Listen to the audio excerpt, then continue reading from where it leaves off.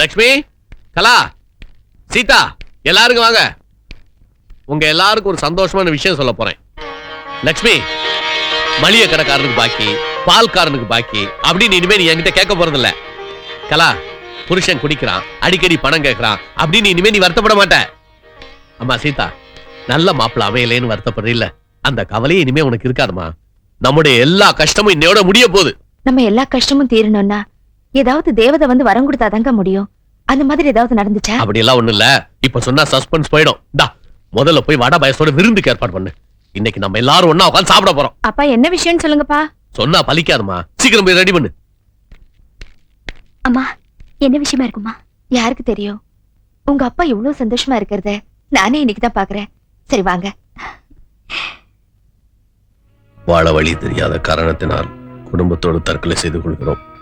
எங்கள் மரணத்திற்காக வேறு எவரையும் சந்தேகிக்க வேண்டாம். எங்கள் இந்த முடிவுக்கு நாங்களே காரணம். எப்படி சண்முகம்?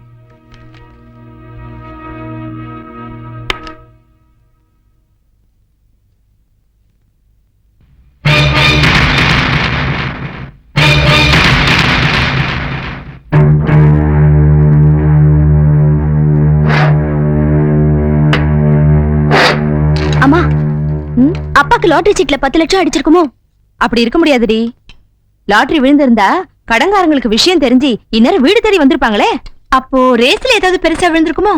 ரேஸ் விளையாட பணம் வேணும், அப்படியே இருக்க முடியாது.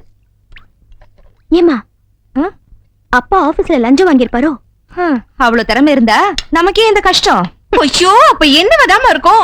ஏண்டி மண்டையை போட்டு உடைச்சுக்கிறீங்க? இன்னும் கொஞ்ச நேரத்துக்கு தெரிய போகுது. எனக்கு அந்த பொறுமை இல்லம்மா.